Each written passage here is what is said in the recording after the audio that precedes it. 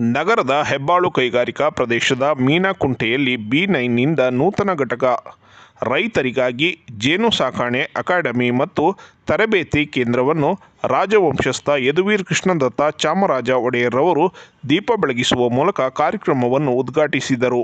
ಇನ್ನು ಇದೇ ವೇಳೆ ಕಾರ್ಯಕ್ರಮದಲ್ಲಿ ಸಂಸ್ಥೆಯ ಪ್ರಾಯೋಜಕ ಯಜ್ಞೇಶ್ ಶೆಟ್ಟಿ, ಸಂಸ್ಥೆಯ ಮ್ಯಾನೇಜರ್ ಎ ಭರತ್, ಪ್ರೀತಂ ಶೆಣೈ ಸೇರಿದಂತೆ ಹಲವು ಗಣ್ಯರು ಇದೇ ವೇಳೆ ಉಪಸ್ಥಿತರಿದ್ದರು.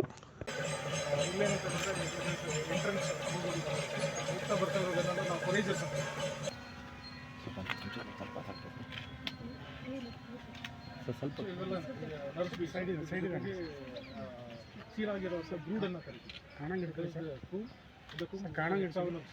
ಎಕ್ಸ್ಟರ್ನಲ್ ಸೆಲ್ಸ್ ಇರ್ತಕ್ಕಂಥ ಸೀಲಾಗಿರ್ತಕ್ಕಂಥದ್ದು ಬಂದ್ಬಿಟ್ಟು brood. So after 21 days it hatches out to larva hatches out to ಅನ್ನೋದು ಕನ್ಫರ್ಮ್ ಇದೆ. ಆ ಸಮುದಾಯ ಅದನ್ನ ಮೇಲೆ ಅವಲಂಬಿಸಿ ಬದುಕಿದರೆ. ಯಾಕೆ ಅಂದರೆ ಜೇನು ಒಂದು ಹೋಲ್ಸಮ್ ಫುಡ್. ಅದು ಏನೆಲ್ಲ ನಮಗೆ ದೇಹಕ್ಕೆ ಬೇಕಾಗಿದೆ ಅದನ್ನೆಲ್ಲ ಕೂಡ ಅದನ್ನು ಸಾಂದ್ರತೆಗೊಳಿಸಿ ಅದನ್ನು ಸಂಕ್ಷಿಪ್ತವಾಗಿ ಅದನ್ನು ಒಂದು ಇದರಲ್ಲಿ ಹಿಡಿದುಕೊಟ್ಟಿರುವಂತಹ ಒಂದು ಅಮೂಲ್ಯವಾದ ಆಹಾರ. ಹಾಗಾಗಿ ಜೇನನ್ನ ಅವರು ಮೂಲ ಕಸುಬಾಗಿ ಜೇನನ್ನ ಮೂಲ ಆಹಾರವಾಗಿ ಅವರು ಪಡ್ಕೊಂಡ್ಬಂದಿದ್ರು ಅನ್ನೋಂಥ ಹೇಳೋದ್ರ ಮೂಲಕ ಜೇನಲ್ಲಿ 4 ವಿಧಗಳಿದೆ ನಮ್ಮಲ್ಲಿ ಈಗ ಲಭ್ಯ ಇರೋದ್ರಲ್ಲಿ. ಒಂದು ಒಂದು ಮೆಲಿಫೆರಾ ಅಂತ ಬರುತ್ತೆ, ಇನ್ನೊಂದು ಬರುತ್ತೆ. ಆದರೆ ಅದು ಇಟಲಿನಿಂದ ಬಂದಿರೋದು. ಅದನ್ನು ಹೊರತುಪಡಿಸಿದ್ರೆ ನಮ್ಮಲ್ಲಿ ಅದರ ನಂತರದಲ್ಲಿ ನಮ್ಮಲ್ಲಿ ಕೋಲ್ಜೇನು ಅನ್ನೋದು ಒಂದಿದೆ. ಹೊರಗಡೆ ಜಾಗದಲ್ಲಿ ಕೋಳಿಗಳಿಗೆ ಕಟ್ಟುವಂಥದ್ದು. ಈಗ ಅದರ ಸಂಖ್ಯೆ ಬಹಳ ಕ್ಷೀಣಿಸ್ತಾ ಇದೆ. ತುಡುವೆ ಜೇನು ಅಂತ ಕರೀತಾರೆ. ತುಡುವೆ ಜೇನು ಹೊರಗಡೆ ಅದು ಕಟ್ಟೋದಿಲ್ಲ. ಅದು ಮರದ ಪಟರೆ ಒಳಗಡೆ, ಹುತ್ತದ ಒಳಗಡೆ ಅಥವಾ ಯಾವ್ದಾದ್ರು ಒಳಗಡೆ ಕಡುತ್ತೆ. ಅದು ಹೊರಗಡೆ ಬೆಳಕಿಗೆ ಎಕ್ಸ್ಪೋಸ್ ಆಗಕ್ಕೆ ಇಷ್ಟಪಡೋದಿಲ್ಲ. ಅದು ತುಡುವೆ ಜೇನು. ನಗರಗಳಲ್ಲಿದೆ, ಪಟ್ಟಣದಲ್ಲಿದೆ. ಬಹುಶಃ ಯಾರು ಗಮನಿಸಿರಲ್ಲ. ನೊಣದಕ್ಕಿಂತ ಬಹಳ ಸಣ್ಣದಿರುತ್ತೆ. ಅದನ್ನು ಮೊಸೆಂಟಿ ಅಂತ ಕರೀತಾರೆ, ನಜರಿ ಜೇನು ಅಂತ ಕರೀತಾರೆ. ಬಹಳ ಅತ್ಯಂತ ಬೆಲೆ ಉಳ್ಳಂತಹ ಜೇನು, ಮತ್ತೆ ಬಹಳಷ್ಟು ಬೆಲೆ ಇರುವಂತಹ ಜೇನು ಅದು. ನಜರಿ ಜೇನನ್ನ 1 kg ಆಗಲೇ 4-5 ಸಾವಿರ ಇದೆ. ಅದು ನಜರಿ ಅಂದ್ರೆ ಸಣ್ಣದು ಅಂತ ಹೆಸರು. ನಜರಿ ಜೇನು ಅಂತ ಕರೀತಾರೆ ಅದನ್ನ ಬೇರೆ ಬೇರೆ ಭಾಷೆಯಲ್ಲಿ ಬೇರೆ ಬೇರೆ. ಈಗ ನಮ್ಮಲ್ಲಿ ಕೊಂಕಣಿಯಲ್ಲಿ ಪೊಯ್ ಅಂತ ಕರೀತಾರೆ ಅದನ್ನ. ನಜರಿ ಜೇನು ಅತ್ಯಂತ ಉತ್ಕೃಷ್ಟವಾದ ಜೇನನ್ನ ಕೊಡುವಂತ ಈ 4 ಜೇನುಗಳು. ಅದು ಕಚ್ಚೋದಿಲ್ಲ, ಆದ್ರೆ ಅದು ಅಂಟು ಜಾಸ್ತಿ ಇರುತ್ತೆ. ಅದನ್ನ ಪ್ರೊಫೈಲಿಸ್ ಅಂತ ಕರೀತಾರೆ. ಪ್ರೊಫೈಲಿಸ್ ಇವತ್ತು ಕೈಗಾರಿಕೋದ್ಯಮದಲ್ಲಿ ಆರೋಗ್ಯಕ್ಕೆ ಬಹಳ ಬೆಲೆ ಬಾಳುವಂತಹ ಒಂದು ಇದು. ಅದು ಅಂಟು ನಿಜಕ್ಕೂ ನೋಡಕ್ ಹೋದ್ರೆ ಇದು ಬಾರಿ ಆಧುನಿಕ ಕಾಲದ ಒಂದು ಸಮಸ್ಯೆ.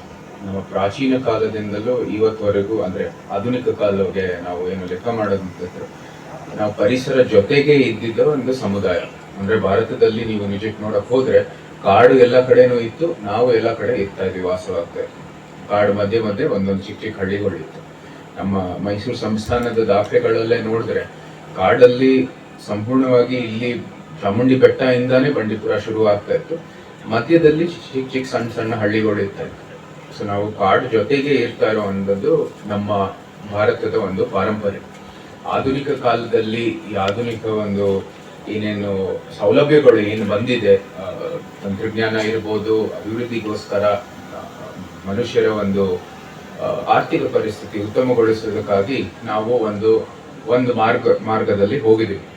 ಅದು ನಮ್ಮ ಮನುಷ್ಯರಿಗೆ ಒಳ್ಳೇದಾಗಿದೆ. ನಮ್ಮ ಅಡ್ವಾಂಟೇಜಸ್ಗಳು ಬಂದಿದ್ದಾವೆ. ಆದ್ರೆ ನೀವು ಪರಿಸರಕ್ಕೆ ನಮ್ಗೆ ಅದರಲ್ಲಿ ಕಾಸ್ಟ್ ಇದ್ದಿದ್ದು, ನಾವು ಪರಿಸರದ ಜೊತೆಗೆ ಇರುವ ಒಂದು ಪದ್ಧತಿಗಳು ಏನೇನಿತ್ತು, ಪರಿಸರ ಜೊತೆಗೆ ಇದ್ದಿದ್ದು ಒಂದು ಸಮುದಾಯ, ಅದು ಆ ಒಂದು ಏನು ಕನೆಕ್ಷನ್ ಇತ್ತು, ಒಂದು ಸಂಪರ್ಕ, ಒಂದು ಪರಿಚಯ ಏನಿತ್ತು, ಅದು ಬಿಟ್ಟು ಹೋಗಿದೆ. ಸೊ ಅದು ನಾವು ಪುನಃ ಸ್ಥಾಪಿಸ್ಬೇಕು. ಹಂಗಾಗಿ ಈಗಿನ ಕಾಲದ ಬಹಳ ಮುಖ್ಯವಾದ ಒಂದು ಸಮಸ್ಯೆ ಮತ್ತು ಮುಂಬರುವ ಪೀಳಿಗೆಗೆ ನಾವು ತೋರಿಸ್ಕೊಡ್ಬೇಕಾಗಿರೋ ದಾರಿ ಬಹಳ ಮುಖ್ಯವಾದ. ಯಾಕಂದ್ರೆ ಅಂತ್ಯದಲ್ಲಿ ಪರಿಸರ ಯಾವಾಗೂ ಜಯತ್ವಾಗಿರುತ್ತೆ. Nature will always win. ಸಂಪೂರ್ಣವಾಗಿ ನಮ್ಮೆಲ್ಲರನ್ನು ಹ್ಯುಮ್ಯಾನಿಟಿ ಪ್ಲಸ್ ನೇಚರ್ನ it will reduce the ground, nature will come back. ನಾವು ನೋಡಿದ್ದೀವಿ ಶರ್ನೋಬೈಲ್ ಅಂತ ಒಂದು ಧರಣೆ ಇದೆ. ಅಲ್ಲಿ ನಮ್ಮ ಒಂದು ಕೆನ್ನಿನಲ್ಲಿ ನೀರಿನಲ್ಲಿ ಹೋಗ್ತಾ ಇದೆ, ಅದು ಪುನಃ ನಮ್ಮ ಆಹಾರದಲ್ಲಿ ಬಂದು ಬೆಳೆ ಮೂಲಕ ನಮ್ಮ ಆಹಾರದಲ್ಲಿ ಬಂದು ನಮ್ಮಲ್ಲೇ ಮೈಕ್ರೋಪ್ಲಾಸ್ಟಿಕ್ ಇದೆ. ಅದೇ ಅಲ್ಲಿ ನಾವು ನೋಡ್ಬೋದು ಕೆಲವು ಅದೇಗಳು ಬಂದಿದೆ. ನಮ್ಮಲ್ಲಿ ಆಗ್ಲೇ ಎಷ್ಟೋ ಮೈಕ್ರೋಪ್ಲಾಸ್ಟಿಕ್ಗಳು ಇದಾವೆ.